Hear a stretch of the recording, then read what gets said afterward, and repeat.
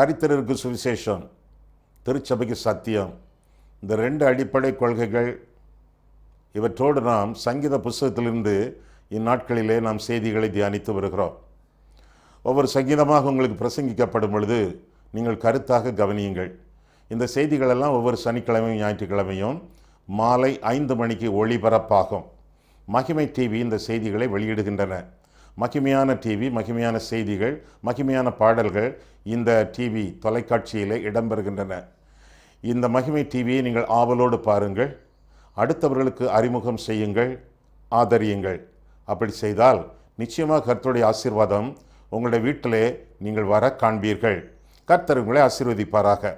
இந்த சங்கீத செய்திகளை தொடர்பாக நீங்கள் தியானிக்கும் பொழுது உங்களுடைய தியானத்திற்கும் இந்த செய்திகளை நீங்கள் மற்றவர்களுக்கு அறிமுகப்படுத்துவதனாலே அடுத்தவர்களுக்கும் நீங்கள் பிரயோஜனமாக இருப்பீர்கள். அது மட்டுமல்ல, திருமறை தெளிவுரை என்ற தலைப்பிலே வேதம் முழுவதற்கும் வியாக்கியான உரை எழுதியிருக்கிறோம் 8 வால்யூம்களிலே. இதெல்லாம் வேண்டியவர்கள் எங்களோடு தொடர்பு கொள்ளுங்கள். அவற்றினாலே நீங்களும் உங்களுடைய குடும்பமும் உங்களுடைய சபையும் ஆசீர்வதிக்கப்படும். கர்த்தர் உங்களை ஆசீர்வதிப்பாராக. நன்றி. சங்கீத புஸ்தகத்திலிருந்து நாம் செய்திகளை படித்து தியானித்து வருகிறோம். இன்றைய நாளில் 53ஆம் சங்கீதம். தயவுசெய்து உங்களுடைய வேத புத்தகத்தை கையில் எடுத்துக்கொள்ளுங்கள். வசனங்களை நான் வாசிக்கும் பொழுது சொல்லும் பொழுது நீங்கள் அந்த வசனங்களை உங்களுடைய வேத புத்தகத்திலே பாருங்கள். 53ஆம் சங்கீதமும் 14ஆம் சங்கீதமும் ஒரே மாதிரிப்பட்ட சங்கீதம். 14ஆம் சங்கீதத்தில் கர்த்தர் என்ற வார்த்தை அதிகமாக இடம்பெறும். 53ஆம் சங்கீதத்திலே தேவன் என்ற வார்த்தை இடம்பெறும். ஆனால் ரெண்டும் ஒருமித்த சங்கீதங்கள், ஒருமித்த கருத்துக்கள் உடையவை என்பதை 14ஆம் சங்கீதத்தையும் 53ஆம் சங்கீதத்தையும் நீங்கள் பார்க்கும் பொழுது உங்களுக்கு இந்த உண்மை புலனாகும். 53ஆம் சங்கீதத்தில் அடைப்புக்குறிகளை நாம் பார்க்கும் பொழுது மகலாத் என்னும் வாத்தியத்தில் வாசிக்கப்படும்படி தாவீதினால் பாடப்பட்டு ராகத்தலைவனுக்கு ஒப்புவிக்கப்பட்ட மஸ்கீல் என்னும் சங்கீதம் என்று வாசிக்கிறோம். ராகத்தலைவன், சர்ச்சிலெல்லாம் கொயர் வச்சுருப்பாங்களே, அதை நடத்தக்கூடியவர். ராகத்தலைவனுக்கு ஒப்புவிக்கப்பட்ட தாவீதின் சங்கீதம், தாவீதின் பாட்டு என்று கூட நாம் பார்க்கிறோம். தாவீது ஒரு இசை மன்னன் மட்டுமல்ல, பாடகனும் என்பது இந்த சங்கீதத்திலிருந்து நமக்கு புலனாகிறது. ஒரு எழுத்தாளன் பாடல்களை எழுதி ராகத்தலைவனுக்கு ஒப்புவித்து அவனுடைய பயிற்சியின் அடிப்படையிலே இந்த பாட்டுக்களை ஆராதனையிலே பாடுவார்கள். மஸ்கீல் என்னும் சங்கீதம் என்று வாசித்தோம். மஸ்கீல் என்றால் போதனை என்ற அர்த்தம். அடுத்தவர்களுக்கு போதனை செய்யக்கூடிய ஒரு சங்கீதம் இந்த சங்கீதம். மகலாத் என்ற வாத்தியத்தில் வாசிக்கப்பட்ட சங்கீதம் என்றும் அடைப்புக்குறியிலே நாம் பார்க்கிறோம். மகலாத் என்றால் நம்ம ஒரு புல்லாங்குழல் போல அப்பேற்பட்ட ஒரு வாத்திய கருவி, அந்த கருவியை இசைத்து இந்த சங்கீதத்தை அவர்கள் பாடியிருக்கிறார்கள். இன்னும் இந்த சங்கீதத்தின் பின்னணியத்தை குறித்து நான் பார்க்கும் பொழுது அசீரியர்கள் எசேக்கியா ராஜாவினிடத்தில் தோற்று போன பொழுது இந்த சங்கீதம் ஒரு வெற்றி பாடலாக பாடப்பட்டது என்றும் வரலாற்று குறிப்புகளிலிருந்து நாம் அறிகிறோம். இன்னும் ஏசாயா 37ஆம் அதிகாரத்திலும் இந்த வரலாற்று குறிப்புகள் ஒத்த குறிப்புகளாக காணப்படுகின்றன. முட்டாள்கள் யார் என்பதைத்தான் இந்த சங்கீதம் தெரிவிக்கிறது. என்ன வாசிக்கிறோம் இந்த பகுதியிலே? தேவன் இல்லை என்று மதிகேடன் தன் இருதயத்தில் சொல்லிக் கொள்ளுகிறான். அவர்கள் தங்களை கெடுத்து அருவருப்பான அக்கிரமங்களை செய்து வருகிறார்கள். நன்மை செய்கிறவன் ஒருவனும் இல்லை. தேவனை தேடுகிற உணர்வுள்ளவன் உண்டோ என்று பார்க்க தேவன் பரலோகத்திலிருந்து மனுப்புத்திரரை கண்ணோக்கினார். அவர்கள் எல்லாரும் வழி விலகி ஏகமாய் கெட்டுப்போனார்கள். நன்மை செய்கிறவன் இல்லை, ஒருவனாகிலும் இல்லை என்று தொடர்ந்து இந்த சங்கீதத்தை நாம் வாசிக்கிறோம். ஆக யார் முட்டாள் என்பதை குறித்து இந்த சங்கீதம் வரையறுத்து நமக்கு விளக்குகிறது. முதல் 3 வசனங்களிலே பார்க்கும் பொழுது அக்கிரமக்காரர். அக்கிரமம்னா என்ன அர்த்தம்? கிரமம் அப்படின்னா ஒழுங்குன்னு அர்த்தம். முன்னால் ஒரு அக்கிரமம் என்றால் ஒழுங்கீனம் என்ற அர்த்தம். ஒழுங்கீனம், வேத வசனத்திற்கு கீழ்ப்படியாமல், வேத வசனத்தை மீறி, வேத வசனங்களின்படி செய்யாமல் வாழக்கூடிய மனிதர்கள் அக்கிரமக்காரர்கள். ஆக ஆண்டவருக்கு பயப்படாதவர்கள், வேதத்தை வெறுக்கிறவர்கள், இவர்களெல்லாம் அக்கிரமக்காரர் என்று சொல்லி வேதத்திலே நாம் இந்த பகுதியில் நாம் வாசிக்கிறோம். அவர்கள் ஆண்டவரை அறியவில்லை. காரணம், அவர்களுக்கு கடின இருதயம். கடின இருதயம் உள்ளவர்கள், இருதய கடினத்தோடு வாழ்கிறவர்கள் இயேசுவை அறியவில்லை, தெய்வத்தை அறியவில்லை என்பதுதான் இந்த சங்கீதத்தின் கருத்தாகும். ஏன் இந்த கடின இருதயம்? கர்த்தர் பேசும் பொழுது கூட கடின இருதயம். பார்வோனுடைய இருதயத்தை 3 விதமாக நாம் பார்க்கலாம். எகிப்து ராஜா பார்வோன். யாத்ராகமம் 7ஆம் அதிகாரத்திலே, 8ஆம் அதிகாரத்திலே, 9ஆம் அதிகாரத்திலே. யாத்ராகமம் 7ஆம் அதிகாரத்திலே பார்வோனுடைய இருதயம் கடினப்பட்டது. 8ஆம் அதிகாரத்திலே அந்த இருதயத்தை கடினப்படுத்தினான். 9ஆம் அதிகாரத்திலே கர்த்தர் அவனுடைய இருதயத்தை கடினப்படுத்தினார் என்று சொல்லி நான் வாசிக்கிறோம். கடினப்பட்ட இருதயங்கள் கர்த்தரை நோக்கி நொறுக்கும் உருக்கும் திரும்ப வனையும் என்று கூப்பிடாமல் ஆண்டவரிடத்தில் கெஞ்சாமல் இருந்தால், இருதயத்தை மீண்டும் கடினப்படுத்தி கொண்டே இருந்தால், நாளடைவிலே கர்த்தர் இருதயங்களை கடினப்படுத்துவார் என்று சொல்லி நாம் அறிந்து கொள்ள வேண்டும்.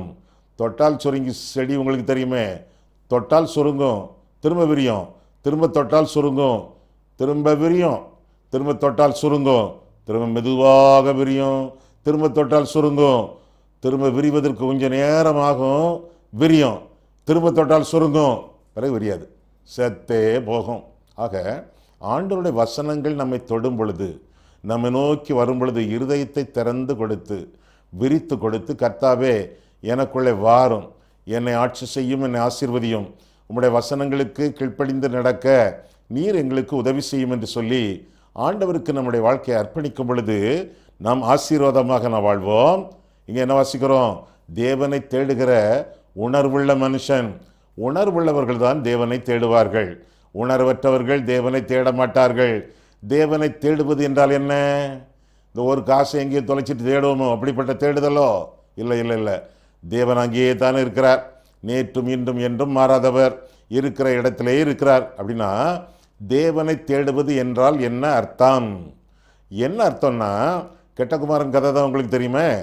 அவன் தகப்பனுடைய இருதயத்தை புண்ணாக்கி, அவருடைய இருதயத்தை வேதனைப்படுத்தி, தன்னுடைய சொத்துக்களை எல்லாம் சுருட்டி கொண்டு அவைகளையெல்லாம் காசாக்கி தூர தேசத்துக்கு கடந்து போனான். தூர கிராமம் அல்ல, தூர மாவட்டம் அல்ல, தூர மாகாணம் அல்ல, தூர தேசம். இன்னொரு தேசத்துக்கே அவன் போயிட்டான். அங்கே போய் துன்மார்க்கமாக வாழ்ந்து துட்டெல்லாம் செலவழித்து சுகத்தை இழந்து பசியோட பன்றிக்கு கிடைக்கக்கூடிய தவிடு கூட கிடைக்காம பரிதாபத்தோட பிதாவை தேடி வருகிறான். தேவனை தேடுவதுன்னா என்ன அர்த்தம்? மனம் திரும்பி ஆண்டவரிடத்தில் மண்டியிடுவது, மன்றாடுவது, மனம் திரும்பி மறுபடியும் பிறப்பது. என்னுடைய குமாரன் மரித்தான், மீண்டும் உயிர்த்தான் என்று தகப்பன் சொல்லுகிறானே, அதே போல மறுபிறப்பின் அனுபவத்திற்காக மனம் திரும்பி ஆண்டவரிடத்தில் வந்து சேர்வது தேவனை தேடுவது ஆகும். அப்படி தேடி இருக்கீங்களா? தேவனை விட்டு தூரம் போய் சோரம் போய் வாழ்ந்து கொண்டு மனம் திரும்பி வந்திருக்கீங்களா? இல்லைன்னா தேவனை தேடுங்கள், மனம் திரும்புங்கள், அவரை தேடி வாருங்கள். ஆசீர்வாதம் உண்டு, ஆசீர்வாதம் உண்டு. அவரை பின்பற்றுங்கள் என்றும் இந்த சங்கீதம் அறிவிக்கிறது. நிறைய வாக்குத்தத்தங்கள் நமக்கு, சில வாக்குத்தத்தங்கள் நமக்கு பலிக்க மாட்டேங்குதுன்னு நம்ம சொல்கிறோம். என் ஜீவனுள்ள நாளெல்லாம் நன்மையும் கிருபையும் என்னை தொடரும். இந்த ஆண்டவர் கொடுத்த வாக்குத்தத்தம். நன்மை இல்லையா, கிருபை இல்லையா? பழைய வாழ்க்கை எப்படி இருந்தோ அதே மாதிரி தான் ஐயா இருக்குது, வாழ்க்கையில் மாற்றம் இல்லையா? இது போன்ற வாக்குத்தத்தங்களையெல்லாம் பிடித்து கொண்டு ஊக்கத்துடனே ஜெபித்து வர்றோம். ஐயா நன்மை இல்லையா, நன்மை விட தீமை தான் பெருகுதையா என்று சொல்கிறீங்களா? அதுக்கு என்ன காரணம் தெரியுமா? அதுக்கு என்ன காரணம்னா 23ஆம் சங்கீதம் தானே அந்த வசனம் இடம்பெறக்கூடிய சங்கீதம். கர்த்தர் என் மெய்ப்பராக இருக்கிறார், நான் தாழ்ச்சி அடையேன். அவர் மெய்ப்பராக இருந்தால்தான் தாழ்ச்சி இல்லாத ஜீவியம். அவருடைய மேய்ச்சலுக்கு நம்ம ஒப்பு கொடுக்கட்டா வீழ்ச்சியான ஜீவியம். அப்போ நன்மையும் தொடராது, கிருபையும் தொடராது. கர்த்தர் என் மெய்ப்பராக இருந்தால் நான் அவருடைய ஆட்டுக்குட்டி. ஆட்டுக்குட்டி என்ன செய்யணும்? அவரை பின் செல்ல வேண்டும், அவருடைய சத்தத்திற்கு செவி கொடுக்க வேண்டும். ஆண்டவரை பின்பற்றாமல் அவருடைய சத்தத்திற்கு கீழ்ப்படியாமல் வாழ்ந்தால் தாழ்ச்சி அல்ல, வீழ்ச்சி. நன்மை தொடராது, துன்பம்தான் தொடரும். ஆக ஆண்டவருக்கு செல்லமான ஒரு ஆட்டுக்குட்டியாக இந்த உலகத்தில் வாழ வேண்டும் என்றால் ஆண்டவரை பின்பற்றி வாழ வேண்டியது, அவர் நடந்த பாதையிலே, அவர் காட்டிய பாதையிலே வழி நடக்க வேண்டியது நம்முடைய கடமை. இன்னும் என்ன வாசிக்கிறோம்? எல்லாரும் வழி விலகி ஏகமாய் கெட்டுப்போனார்கள் என்று வாசிக்கிறோம். எல்லாரும் வழி விலகி ஏகமாய் கெட்டுப்போனார்கள். ஏன்? ஆண்டவருடைய கிருபையை பெற்றவர்கள், ரட்சிக்கப்பட்டவர்கள், மறுவாழ்வு வாழ்கிறவர்கள், இவர்கள் கூட பலர் இன்றைக்கு வழி விலகி சென்று போய்விட்டார்கள். வழி விலகி விட்டார்கள். பணாசை, பெண்ணாசை, பெருமை, இப்படி பற்பல பாவங்களிலே விழுந்து வழி விலகி சென்று விட்டார்கள். அக்கிரமக்காரர்கள். வழி விலகிய ஒரு சிலரை பார்ப்போமா? சிங்கம் சீறி வந்தது, ஆட்டுக்குட்டியை போல கிழித்து போட்ட சிம்சோன் பிறகு கொஞ்ச நாள் கழித்து மெயின் ரோட்டை விட்டு கடந்து, ஆமாம் சிங்கத்தை கிழிச்சு போட்டனே, அதனுடைய பிணம் எப்படி இருக்குன்னு பார்ப்போம் என்று சொல்லி போகிறான். சிங்கத்தின் பிணத்தை பார்க்க உங்களுக்கு ஆசையா? யாருக்கு ஆசை? அருவருப்பான ஆசை. அதை பார்க்க அவன் ஆசைப்பட்டு வழி விலகி திராட்சை தோட்டங்களுக்குள்ளே கிடந்த சிங்கத்தின் பிரேதத்தை போய் பார்க்கிறான். முதல்ல திராட்சை தோட்டத்துக்குள்ளே போனதே தப்பு, சிங்கத்தை பார்த்ததும் தப்பு, சிங்கத்தின் உடலுக்குள்ளே கையை நீட்டியது தப்பு, அங்கே இருந்த தேனை தொட்டது தப்பு, அதை எடுத்து தானும் புசித்து பெற்றோருக்கும் புசிக்க கொடுத்தது இன்னும் தப்பு. என்ன காரணம்? வழி விலகி சென்றான். சரியான பாதையிலே நடந்து கொண்டிருந்தவன் தவறான பாதையை தெரிந்து கொண்டு அதில் ஆசை வைத்து பிணத்தை பார்க்க சென்றான். அங்கே தேன்கூடு இருக்கும் என்று அவனுக்கு தெரியாது. ஐயா, வழி விலகி செல்கிறவர்களுக்கு கிடைக்கக்கூடியது தேன்கூடா? தேள்கூட அல்லவா கிடைக்க வேண்டும்? கையை நீட்டிய உடனே கொட்டிவிட வேண்டுமே. ஆண்டவருடைய வழிகளை விட்டு வழி விலகி செல்கிறவர்களுக்கு ஆரம்பத்தில் தேள்கூடு தான். ஆனால் போக போக கண்கள் பிடுங்கப்படலாம், மாவரைக்க வைக்கப்படலாம், கேலி பொருளாக ஆக்கப்படலாம், வேடிக்கை பண்ண வைக்கப்படலாம். பரிதாபமான இறுதி முடிவு அவர்களுக்கு காத்திருக்கும். வழி விலகாமல் வாழ வேண்டியது உங்களுடைய கடமையாகும். இன்னொரு ஆட்கள் சாஸ்திரிகள், கிழக்கே இருந்து சாஸ்திரிகள் வந்து பாலகனை பணிந்து கொள்ள வந்தார்கள். வெள்ளி காட்டிய வழியிலே வந்தார்கள், தேவன் காட்டிய வழியிலே வந்தார்கள். ஊருக்குள்ளே வந்த பொழுது, எருசலேமுக்குள்ளே புகுந்த பொழுது வெள்ளி எங்கேயோ சென்றது.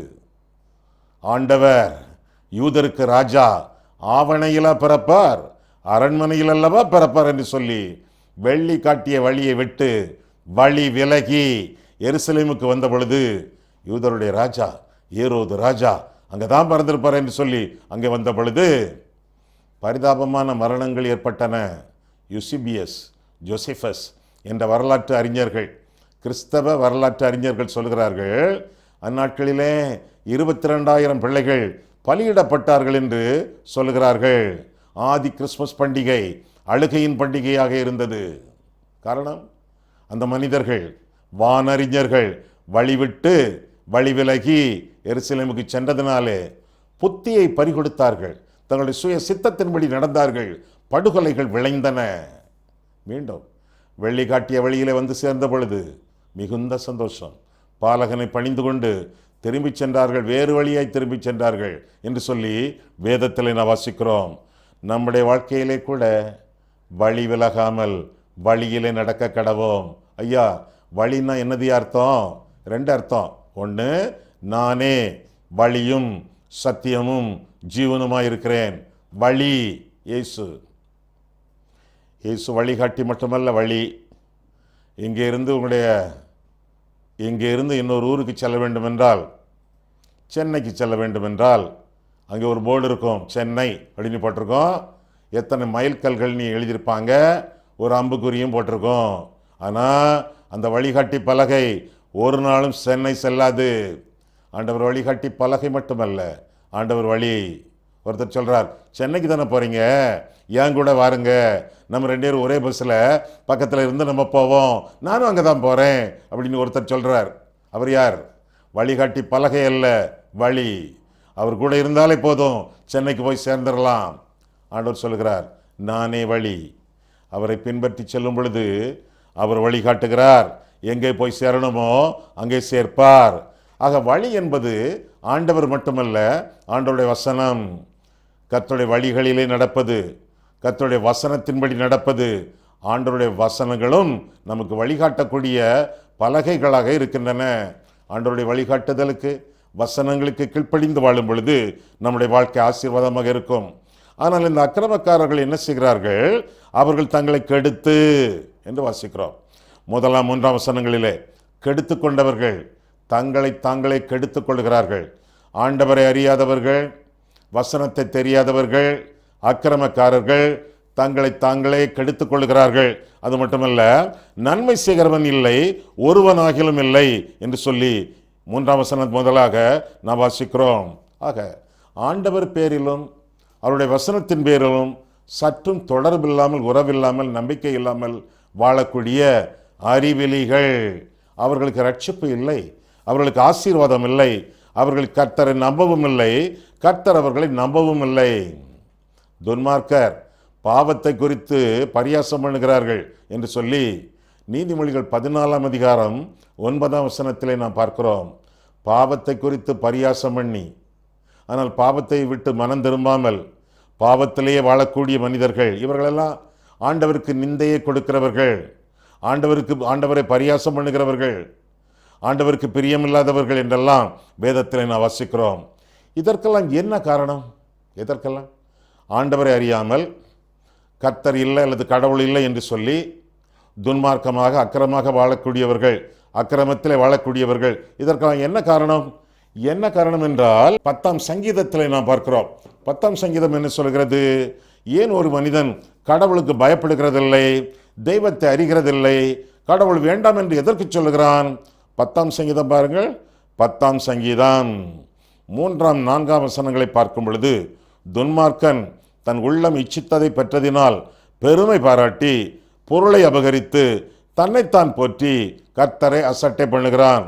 துன்மார்க்கன் தன் கர்வத்தினால் தேவனை தேடான், அவன் நினைவுகளெல்லாம் தேவன் இல்லை என்பதே என்று வாசிக்கிறோம். துன்மார்க்கர் அவர்கள் கர்த்தரை தேடுவதில்லை, கர்த்தரை அறிய விரும்புவதும் இல்லை. அதுக்கு 2 காரணங்கள் அங்கே சொல்லப்பட்டிருக்கின்றன. ஒன்று இச்சை, இன்னொன்று இருமாப்பு, பெருமை. முதலாவதாக இச்சை, தன் இருதயத்தின் இச்சை அவனிடத்தில் நிறைவேறுவதினாலே, அவனுக்கு கிடைப்பதினாலே கர்த்தர் தேவையில்லை, கடவுள் அவசியமில்லை என்று சொல்கிறான். அது மட்டுமல்ல, இருமாப்பு, பெருமை, தன் உள்ளம் இச்சித்ததை பெற்று பெருமை. ஆக எனக்கு நானே போதும், என் தெய்வம் என்னுடைய வயிறு என்று சொல்லி கடவுளை புறக்கணித்து தன்னையே ஆண்டு கொள்ளக்கூடிய ஒரு மனுஷன், அவனை பார்த்து ஆண்டவர் சொல்லுகிறார் மதிகேடன் என்று சொல்வதாக ஆண்டவர் திருவளம் பற்றுகிறார். சிலர் ஆண்டவரை அறிந்திருக்கிறார்கள், சுவிசேஷம் அவர்களுக்கு தெரியும், ஆனாலும் கீழ்ப்படிவதில்லை. கர்த்தரை அறிந்திருக்கிறார்கள், கீழ்ப்படிவதில்லை. வசனத்தை அறிந்திருக்கிறார்கள், கீழ்ப்படிவதில்லை. ஆண்டவருடைய வசனம் ஒரு கண்ணாடி என்று சொல்லி வேதம் சொல்கிறது. எங்கே? யாக்கோபிலே காணப்படுகிறது. எங்கே? யாக்கோபிலே விளங்குகிறது. 1ஆம் அதிகாரம் 20ஆம் வசனம் முதலாகவே நீங்கள் வாசித்தால், திருமறை ஒரு அருள் கண்ணாடி. நாம் யார், நாம் எப்படிப்பட்டவர்கள், என்ன நிலைமையில் இருக்கிறோம் என்பதை காட்டக்கூடிய கண்ணாடி வேதம். காலையில் எழும்புறீங்க, பாத்ரூமுக்கு போகிறீங்க, கண்ணாடியில் முகத்தை பார்க்குறீங்க. கண்ணாடியில் இருக்கிறது யாரு? நீங்கள் தானே. நீங்கள் தான் இருக்கீங்க. தலைமுடியெல்லாம் சிதறி கிடக்கிறது, முகமெல்லாம் எண்ணெய் வழியுது, சட்டை காலரெல்லாம் சுருங்கி இருக்கிறது, வாயில் துர்நாற்றம், கண்ணிலிருந்து என்னெல்லாமோ வந்துக்கிட்டு இருக்குது. கண்ணாடி உங்களுடைய தரத்தை, உங்களுடைய நிலைமையை காட்டுகிறது. கழுவி விடவில்லை, நம்ம தானே கழுவணும். பாத்ரூமுக்குள்ளே போய் தண்ணியிலான நம்ம கழுவுறோம். அப்போது நம்முடைய வாழ்க்கையிலே கூட நம்மை கழுவி கொள்வதற்காக ஆண்டவர் பல எத்தனங்களை, பல ஏதுக்களை, பல காரணிகளை வைத்திருக்கிறார். ஒரு சில என்ன? முதலாவதாக இயேசு கிறிஸ்துவின் ரத்தம்.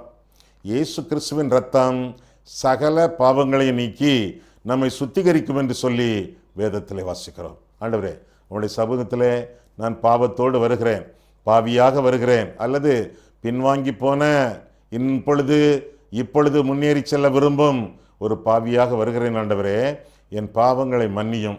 உங்களுடைய இரத்தத்தினாலே என் உச்சி முதல் உள்ளங்கால் வரை நீர் கழுவி சுத்திகரியும் என்று சொல்லி ஆண்டவருடைய சமூகத்தில் நம்மை ஒப்புக் கொடுக்கும் பொழுது ஆண்டவர் பாவத்தை மன்னிக்கிறார், நம்மை கழுவி சுத்திகரிக்கிறார். இன்னொன்று ஆண்டவராகிய தெய்வத்தின் வசனம், ஆண்டவர் எழுதி தந்த வசனம். இந்த வசனத்தின்படி ஆண்டவர் நம்மை சுத்திகரிக்கிறார். யோவான் 17:17 வாசிக்கிறோம், உம்முடைய சத்தியத்தினாலே அவர்களை சுத்திகரிக்கும் என்ற கருத்தை அந்த வசனத்தில் நான் வாசிக்கிறோம். ஆண்டவருடைய வசனம் நம்மை சுத்திகரிக்கிறது. ஆண்டவருடைய வசனத்தை வாசிக்க நம்முடைய வாழ்க்கையிலே பரிசுத்தம் உண்டு. ஆமாம், வேதத்தை வாசிக்கிறீங்களா? எவ்வளவு முக்கியம் பாருங்க. இந்தியாவில் மட்டுமே ஏகப்பட்ட மொழிகள், 2000க்கும் மேற்பட்ட மொழிகள். அந்த மொழிகளில் ஏறக்குறைய 37 மொழிகளில் தான் வேதம் இருக்குது. அந்த வேத புத்தகம் உங்கள் கையில் இருக்குது. வாசிக்கிங்களா? எத்தனையோ கோடிக்கணக்கான மக்களுக்கு கிடைக்கப்பெறாத வேத புத்தகம், பெரிய ஸ்லாக்கியம் உங்களுக்கு அருளப்பட்டிருக்கிறது. வாசிங்க. வெளிப்படுத்தும் விசேஷத்தில் 1ஆம் அதிகாரம் 3ஆம் வசனத்தில் என்ன வாசிக்கிறோம்? இந்த வசனத்தை கேட்கிறவர்கள் பாக்கியவான்கள். ஐயா, வாசிக்க முடியலையா?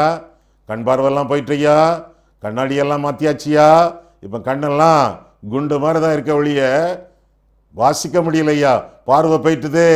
இப்போ போதகர் சொல்லும் பொழுது, டிவியில் கேட்கும்போது நீங்கள் அதெல்லாம் கருத்தாக கேளுங்க.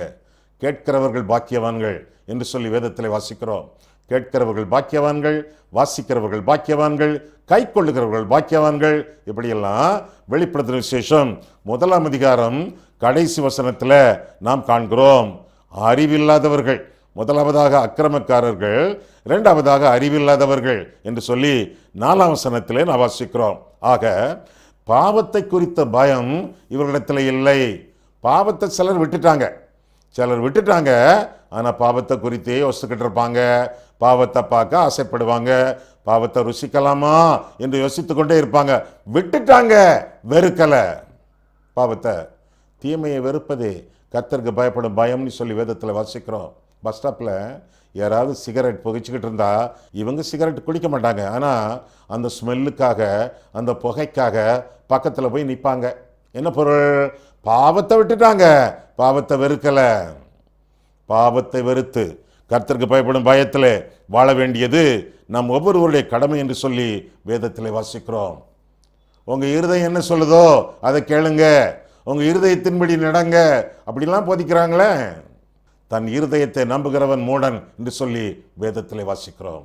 இருதயத்தை அல்ல, இறைவனை, இயேசு கிறிஸ்துவை நம்பி நாடி ஜீவிக்க வேண்டியது நம்முடைய கடமை என்று சொல்லி 4ஆம் வசனத்தில் மீண்டுமாக பார்க்கிறோம். அவர்கள் கர்த்தரை தொழுது கொள்ளுகிறதில்லை, அதாவது ஆராதனை செய்யாதவர்கள். முதலாவதாக அக்கிரமக்காரர்கள், இரண்டாவதாக அறிவே இல்லாதவர்கள், மூன்றாவதாக ஆராதிக்காதவர்கள். கர்த்தரை தொழுது கொள்ளத்தான் நாம் படைக்கப்பட்டிருக்கிறோம். அவருடைய மகிமைக்காக, அவருடைய மகிழ்ச்சிக்காகத்தான் இந்த வாழ்க்கை நமக்கு வைக்கப்பட்டிருக்கிறது. ஆலயம் தொழுவது சாலவும் நன்று என்று சொல்லி அறிந்திருக்கிறோம். ஆனால் இவர்கள் ஆண்டவரை தொழுது கொள்வதில்லை, ஆராதிப்பதில்லை. அவர்கள் ஆராதிப்பதெல்லாம் அவர்களையேத்தான். சுய வெறுப்பு இல்லை, சுய நம்பிக்கை, சுய தைரியம், சுய ஆசை, சுய இச்சை, இப்படித்தான் வாழ்ந்து கொண்டிருக்கிறார்களே ஒழிய சுய வெறுப்பு இல்லை. தேவனை பற்றும் பற்றுறுதி அவருடைய வாழ்க்கையிலே காணப்படவில்லை. ஆண்டவரை பற்றி பிடித்து அவருக்காக வாழ வேண்டியது நம்முடைய கடமை என்று சொல்லி வேதம் நமக்கு கற்றுக் கொடுக்கிறது. 4ஆவதாக அஞ்சி வாழ்கிறவர்கள். எதற்காக அஞ்சி? கர்த்தருக்கு பயப்படக்கூடிய பயம் அல்ல, கர்த்தருக்கு பயப்படக்கூடிய பயபக்தியும் அல்ல. கர்த்தர் தண்டிப்பாரோ, கண்டிப்பாரோ, அக்கினியிலே தூக்கி போட்டு விடுவாரோ, ஆபத்தை வருவிப்பாரோ, பஞ்சத்தை அனுப்புவாரோ என்றெல்லாம் தண்டனைக்கு பயப்படக்கூடிய பயத்தோடு அனுதினமும் பயப்படக்கூடிய ஒரு வாழ்க்கை. ஆண்டவருடைய சமூகத்தில் இருந்தாலும் ஆண்டவருக்கு பயப்படக்கூடிய வாழ்க்கை தண்டனைக்கு. ஏதேன் தோட்டம் எவ்வளவு அருமையான தோட்டம், எல்லா பாதுகாப்பும் நிறைந்த தோட்டம். அந்த தோட்டத்தில் இருவர் அஞ்சி மரங்களுக்கு பின்னால் மறைந்து கொண்டார்கள், கர்த்தருடைய பிரசன்னத்திலேயே. ஏன் அந்த அச்சம்? பாவம். ஆண்டவருக்கு விரோதமாக பாவம் செய்ததினாலே, கர்த்தருக்கு கீழ்ப்படியாததினாலே, பயமில்லாத இடத்திலே பயந்தார்கள் என்று இந்த சங்கீதம் சொல்கிறதே. அதே போல பயமில்லாத ஏதேன் தோட்டத்திலே பயந்தவர்கள். காரணம் பாவம். அடிக்கடி ஏன் பயம் வருகிறது, அச்சம் வருகிறது, எதற்கெடுத்தாலும் தயக்கம் வருகிறது, தேறுதல் இல்லை, அஞ்சி வாழ்கிறோமே. பாவம். பாவத்தை விட்டு விடுங்கள், பாவத்திற்கு முற்றுப்புள்ளி வையுங்கள், ஆண்டவருடைய தண்டனைக்கு ஆளாகாதிருங்கள். கர்த்தர் உங்களை காத்துக்கொள்வார். பாதுகாப்பு என்பது கிறிஸ்துவிலே மட்டும்தான். ஆண்டவருக்குள்ளே அபயம், ஆண்டவருக்கு வெளியே அபாயம். அபாயமின்றி அபயத்தோடு துங்கனில் ஒதுங்குவோன் பங்கமின்றி தங்குவான் என்ற பாடலின் அடிப்படையிலே கர்த்தருக்குள்ளாக நாம் பதுங்கி வாழும் பொழுது நமக்கு ஆசீர்வாதம் உண்டு என்று சொல்லி வேதத்தில் வாசிக்கிறோம். கடைசியாக, தேவன் இல்லை என்று சொல்லுகிறவர்களுக்கு இன்னும் கொடுக்கக்கூடிய அடைமொழி சிறப்பு பெயர்கள் என்ன? முதலாவதாக அக்கிரமக்காரர், இரண்டாவதாக அறிவில்லாதவர்கள், மூன்றாவதாக ஆராதனை செய்யாதவர்கள், நான்காவதாக அஞ்சி வாழ்கிறவர்கள், அடுத்தாற்போல அழிவுக்கு பாத்திரர், அழிக்கப்படுவார்கள் என்று சொல்லி 5ஆம் வசனத்திலே 6ஆம் வசனத்திலே பார்க்கிறோம். அழிக்கப்படுவார்கள், நீர்மூலமாவதே அவர்களுடைய முடிவு. நீடித்தவர்கள் கர்த்தருடைய சமூகத்திலிருந்து விலக்கப்படுவார்கள். ஆண்டவர் பேரிலே, வாழ்க்கையின் பேரிலே நம்பிக்கை இல்லாமலேயே அவர்கள் வாழ்ந்து கொண்டிருப்பார்கள். அவர்களுடைய எலும்புகள் எல்லாம் சிதறடிக்கப்படும் என்று சங்கீதம் சொல்கிறது. அப்படின்னு என்ன அர்த்தம்? ஒரு டீசன்ட் பரியல், ஒரு சிறப்பான அடக்க ஆராதனை அவர்களுக்கு இல்லை. தாறுமாறாக உடலை சிதறும் என்று சொல்லி அந்த சங்கீதம் அறிவிக்கிறது. ஆக உண்மையான ஒரு ஆசீர்வாதம் நமக்கு வர வேண்டும் என்றால் கடைசி வசனத்திலே பார்க்கிறோம். 6ஆம் வசனத்திலே ஆண்டவருடைய தாசர்களை குறித்து பார்க்கிறோம். யாக்கோபுக்கு ரட்சிப்பு, இஸ்ரவேலுக்கு மகிழ்ச்சி என்று சொல்லி அந்த சங்கீதம் முடிகிறது. யாக்கோபு என்றால் மனம் திரும்பின ஒரு மனுஷன், ஆண்டவருடைய தாசன். இஸ்ரவேலன் என்றால் ஆண்டவரால் மீட்டுக் கொள்ளப்பட்டவன், தேவனையே மேற்கொண்டு வாழக்கூடிய ஒரு உத்தம புத்திரன். இஸ்ரவேலருக்கு மகிழ்ச்சி அப்படின்னா யாக்கோபுக்கு ரட்சிப்பு, இஸ்ரவேலுக்கு மகிழ்ச்சி. பொறுப்பு என்ன? பொதுவான கருத்து என்ன? யாக்கோபு தாசன், இஸ்ரவேல் தேசம். யாக்கோபு என்ற சொல் ஆண்டவருடைய தாசனை குறிப்பிடுவது. இஸ்ரவேல் என்ற சொல் யாக்கோபு மூலமாக வந்த சந்ததி தேசத்தை குறிப்பிடுவது. ஆண்டவருக்கு பயந்து அவரை தெய்வமாக இரட்சகராக ஏற்றுக்கொள்ளக்கூடிய சந்ததி தேசம் ஆசீர்வதிக்கப்படும் என்று சொல்லி 33ஆம் சங்கீதத்திலே நாம் பார்க்கிறோம். தாசர்களாகிய உங்களுக்கு இரட்சிப்பு, உங்களுடைய தேசத்திற்கு மகிழ்ச்சி உண்டாக வேண்டுமென்றால் கர்த்தர் ஒருவர் உண்டு, தேவன் ஒருவர் உண்டு. அவருடைய பெயர் இயேசு கிறிஸ்து. அவர் பிதா, குமாரன், பரிசுத்தாவியானவராக விளங்குகிறார் என்று சொல்லி அவரை உங்களுடைய வாழ்க்கையிலே சொந்த இரட்சகராக ஆண்டவராக ஏற்றுக்கொண்டு நீங்கள் வாழும் பொழுது உங்களுக்கு ஆசீர்வாதமும் மிகவும் உண்டு. கண்களை மூடுவோம், கர்த்தரை பார்ப்போம். அன்புள்ள ஆண்டவரே, உம்முடைய வசனங்களை ஆராயவும் எங்கள் வாழ்க்கையை ஆராயவும் உம்முடைய சமூகத்திலே எங்களை வழிநடத்தினீர். அதற்காக ஸ்தோத்திரம் சுவாமி. கடவுள் இல்லை என்று யார் சொன்னாலும் முட்டாள் என்று கர்த்தருடைய வேதம் அறிவிக்கிறது. அந்த வேதத்தின்படி நாங்கள் வாழ விரும்புகிறோம் ஆண்டவரே. அக்கிரமக்காரர்களாக, அறிவில்லாதவர்களாக, அஞ்சி அஞ்சி வாழ்கிறவர்களாக இல்லாமல் ஆண்டவருடைய தாசர்களாக நாங்கள் வாழத்தக்கதாக, இந்த தேசத்தையும் ஆண்டவருக்கு சொந்தமாக்கத்தக்கதாக சுவிசேஷ ஊழியங்கள் செய்து ஆத்தும ஆதாயம் பண்ணி ஆண்டவரை திருப்திப்படுத்தி வாழ ஆண்டவரே நீர் எங்களுக்கு அருளி செய்யும். இயேசு கிறிஸ்துவின் நாமத்தில் ஜெபிக்கிறோம் பிதாவே, ஆமேன்.